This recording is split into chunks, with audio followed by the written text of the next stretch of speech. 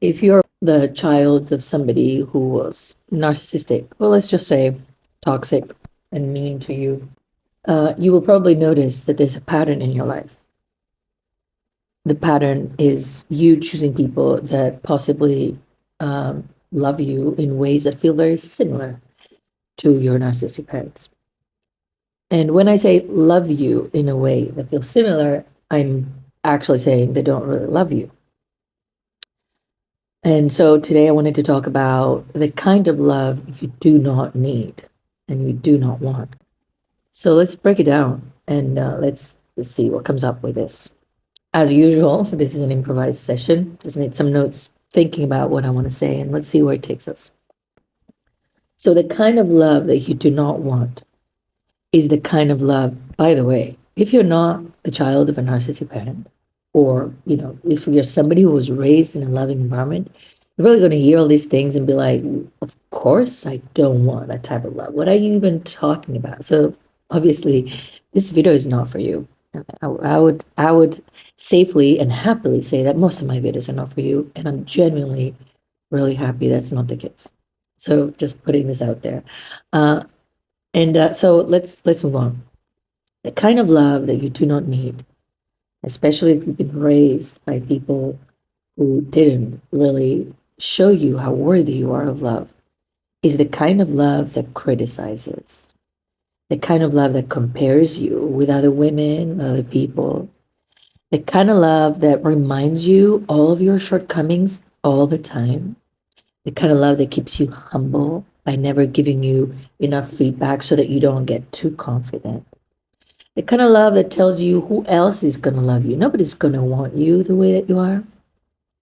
The kind of love that withholds compliments. The kind of love that withholds feelings. They never say, oh, you look beautiful today, or, oh, I feel a kind of way when I see you, and it's a positive. The kind of love that never withholds bad things. Oh, I see you and I get pissed off. You do this and it annoys me all the time. The kind of love that feels like has you under a microscope, that builds you and then tears you down, that puts you together and then tears you apart. The kind of love that you don't need is the kind of love that has you hooked on making sure it's still there because of how fragile it is. One day it's here, the next it's not. One moment is here, the next is not. You don't need the kind of love you have to tiptoe around and be afraid they may change their mind about how lovable you are in a split second because you do something wrong, or you say the wrong thing, or you breathe the wrong way. You don't need the kind of love that makes you feel insecure and highlights your insecurities instead of telling you that these insecurities are their favorite parts about you. So the kind of love that you don't need is the love that reminds you that you're not really that lovable, but that person is somehow doing you a favor for loving you.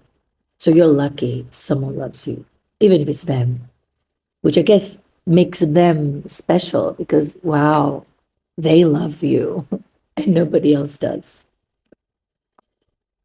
So the kind of love that you don't need is the kind of love that you received when you were a child. The kind of love that you no longer need is the kind of love that you received when you were a child that was absolutely not love, but it was hatred. It was resentment. It was obsessive. It was possessive. It was toxic love. It was abusive love. It was control. It was ownership. The narcissistic parents that you had, be it mothers or fathers, did not honor you who you were as a person, and did, of course, not want you to honor yourself as a person, because where would that leave them? That's why you don't need the kind of love that doesn't seem to appreciate you, that doesn't seem to value you, and also is particularly careful of you not knowing how good you are, or how worthy you are, or how lovable you are, because that threatens them. Where does that leave them? If you're somebody who is good enough, if you feel good about yourself, will you leave them? If you feel good about yourself, will you doubt your parents are good enough for you? Instead of wondering and being preoccupied, really, if you're ever going to be good enough for them or these partners that do not love you. So all of a sudden, they make you believe, and I'm talking about both, and then take what resonates. They make you believe that the fact that they are in your life is a gift and not the other way around. And they make you believe that you have to fight to be worthy of their expensive love and not the other way around. They want to make sure you never feel good about yourself so that they can continue to be in control.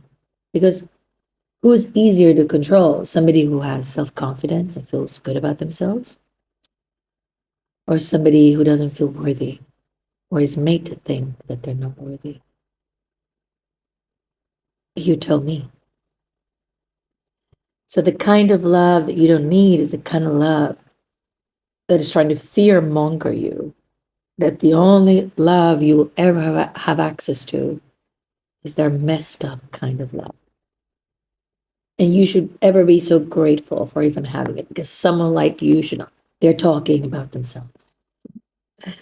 So the love that you don't really need is the love that projects.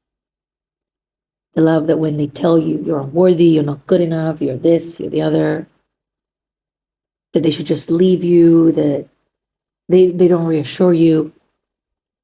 They're talking to themselves. They're talking to themselves. And they're also manipulating you into thinking they're your only choice and your only access to love. And this is a very sad reality for children of narcissistic parents. Because when you grow up in environments that say, the only accessible love you have is mine, so you need to work hard for it, you are projected on so much hatred, so much judgment, so much criticism. You see yourself as a huge mistake, and you end up hating yourself. Being deprived of unconditional love in childhood can turn you into someone who hates themselves, or at least you have a big part of yourself that hates yourself. And you hate yourself because, first of all, you've absorbed all this hatred that you've received, this mean and ill-intentional love that you received, which is hatred. You put it internally, and that's how you raise yourself. But also, you grew to hate yourself because the people who raised you made you think you're so flawed, and there's something so fundamentally wrong with you, and that's why they can't love you. So of course you would think, if I'm that unlovable, it's my fault. I hate myself for being so unlovable and not being able to earn these people's love. The reason I do what I do, and I'm so adamant about people looking through their childhoods, is because once you see, you cannot unsee. Once you see that the people who raised you, a lot of them did not even have the capacity to love you. I don't want you to do it so that you can just have empathy for them and say you forgave them and all that. Although it may happen and it's a byproduct. The reason I want you to do it is to see them and to really question, was their love so worthy that I had to work so hard for it? Were they really so hard to impress? Am I impressed by them? Who were these people you dedicated your entire life in making them love you? And the idea is, when you see that for the parents, you see that for the partners and the people you choose. And that before you go into this pursuit of earning someone's love, you take a moment, you're like, who is this person that has me chasing my own tail in order to prove that I'm worthy of their love? And if you stop pursuing it with your parents, hopefully you stop pursuing it with your partners. If you do that interim work, right? Some people stop pursuing it from the parents and then indefinitely pursue it from the partners. But if you do the work to truly see that it was never the fact that you were unlovable, They just resented you so much that they made you think that you don't deserve to be loved just because they couldn't love you. And if you're a child of a narcissistic parent, you must have really heard this phrase. It's like a catchphrase. It's like they do go to the same school and have the same booklet of key phrases, how to hurt your child in the worst possible way. And one of these phrases are, nobody's ever going to love you. And it's just funny how every child that has been raised by a parent that is emotionally mature has heard that phrase. Every parent that has said that phrase has heard that phrase, and every parent that said it to them has heard it themselves. Like it's a theme. It's almost like those phrases we tell kids when they do something bad. Don't do that because the police guy is going to take you. Don't do that. Right? It's like the boogeyman. So the boogeyman of our childhood becomes the threat of nobody will ever love us, except this amazing parent we have in front of us that is willing to love us regardless of our flaws. The inability of a parent to love their own child is a them problem, not the child's problem. But they somehow turn it into a problem of the child. And then the child is trying to change, to earn a love that cannot be earned because it's not there. It's not there. There's no access to this love. They're too triggered with who you are to love you because it's bringing up parts of themselves that they reject and cannot love themselves. So self-hatred, the self-hatred that you carry is an inherited self-hatred that you would also pass along if you weren't here learning. But more than passing it along, because maybe you're like, you know what, I'm not going to have kids, I don't have to pass this along. Yeah, that's a way to stop generational curses. But I wish you would also not pass it along by not continuing to hate yourself. And through hating yourself, to not allow yourself to understand and know that you deserve a different kind of love than the one that you received. And the love that you received was not the love that you deserved. It was just the only thing that was available. Those were your parents. That's the way they could love you. But that doesn't mean that this is something that it was your fault and that you deserve to be withheld from experiencing good love.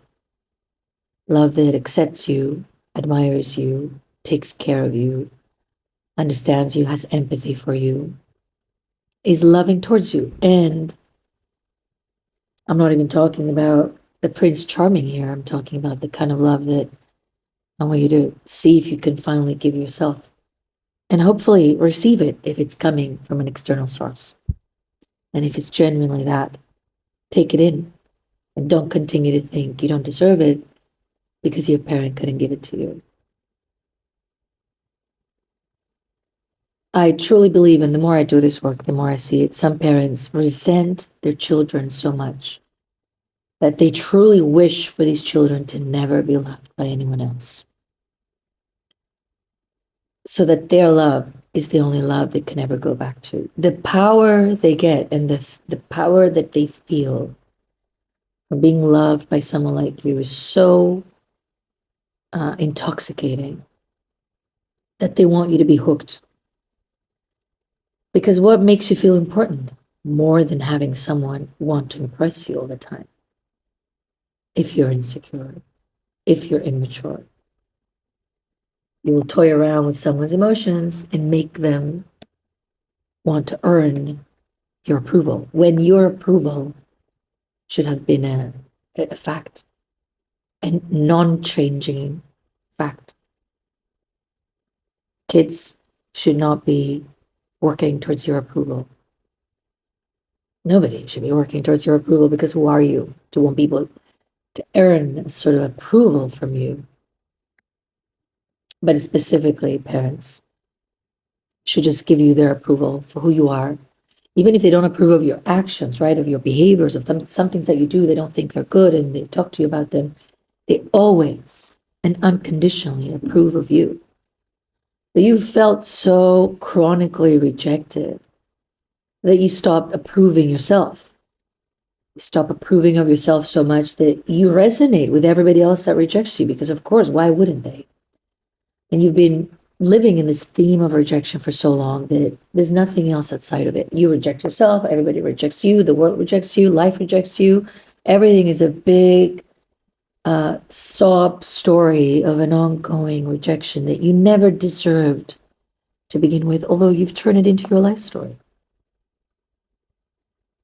Why? Because you rejected yourself. With rejecting yourself, you rejected your needs to be loved and your needs to be respected and your needs to belong in this world that you're in, and you, as a fact, belong here because you are here. So the kind of love that you don't need, and I have to wrap this up because I have to go, is the kind of love that you inherited to use and to weaponize against yourself under the pretense of care, when you're forcing yourself to change in order to become lovable, when you should know that you're lovable just because you are. It shouldn't be hard work to love yourself. And it shouldn't have been hard work to get your parent to love you. That should have been their natural instinct when they just see you exist. Many of them see you exist as a child and start loving you a lot when you're like a little cute baby they can control. And then when you start showing who you are, they're like, wait a minute, no, this was good when it was a different thing, right? I remember someone said to me once that she had a child and she said, oh gosh, the terrible twos are a real thing. And I'm thinking to myself, wow, we call terrible twos the age when kids start becoming themselves, start saying no, they're reacting to you, they're doing their own thing. And we're like, how terrible. Because suddenly we realize how loving we can be to something that doesn't have any agency. But being loved is not because you don't have agency or you're weak or you're controllable. It's because you're you. And that's something that children of narcissistic parents or emotionally immature, insecure parents do not experience. Being loved in their power, being loved without being controlled, being wanted without being owned. No wonder all the fears of intimacy. No wonder resorting to limerence. No wonder all the things that happened. And the ways in which you've adapted after that. But I'll tell you one thing, and I probably said it already, I'm going to say it again. Kind of love that you do not need is the kind of love that expects you to be someone specific so that it can be given to you. The kind of love that you don't need is the conditional love based on how you're changing and molding yourself to make someone actually love you. The kind of love you don't need is the kind of love you need to work for. You need to work hard to earn, hard to keep, hard to maintain, hard to sustain. The kind of love you work really hard on getting them to be nice to you. The kind of love that constantly has different things that you have to do in order to earn it. And when you reach one, it's like, no, actually more, actually more, actually more. The kind of love that you can never reach. That's the kind of love that you don't need. And my question for you today, as I've told you all of this, and you probably thought of your exes and your fathers and your mothers, and your grandparents and the teachers you could never please for some reason that you should be better, so that they could actually be kind and loving to you, so that they could admit, oh gosh, you are worthy. Let me give you that badge of approval and be done with it. You're like, I just got one small token and then I have to start over. And then every day is a new start in which I have to earn the love that is not just given to me for just being me. But after you've thought all of these people, I want you to truly sit down with yourself and journal after you finish this and think in what ways you're loving yourself in that same way. Because trauma ends. The period of trauma ended. Childhood ended. Many of you are not in touch with your parents. Some of you are and don't even listen to them. Some of you are and are affected by them. But for the most part, they're not the reason why you're now not capable to love yourself now. The other reason this has become the way you love yourself, but now you can change it. Now you can change the way you relate to yourself based on what they taught you, right? Based on who they were for you, based on how you meant love to be. So I want you to wonder today if you happen to love yourself in that same exact toxic, insecure way. And if you are, I want you to then ask yourself, in what ways can I start moving towards loving myself in a way that's secure, that is unconditional, that has empathy, that forgives, that has patience, in a way that feels loving, that still helps me to change and grow and do things. But the baseline is always acceptance for who I am. And it's not conditional upon making mistakes, wrong choices, or saying the wrong thing, or whatever. It doesn't change. A secure love doesn't fluctuate. You always know it's there. And a secure love also teaches and parents and guides and reflects. Doesn't enable. It's not fully permissive. This is the argument of, permissive parenting versus being kind to your kids and respect them as people and allow them to make mistakes and allow them to grow. So these are my thoughts on the kind of love that you do not need. And my hope is that you will start working on getting that love, firstly, and most importantly, from you. But also, if you notice that this is the kind of love you have around you, to start wondering why you're putting yourself through this. That's it for me today. I'll see you guys soon.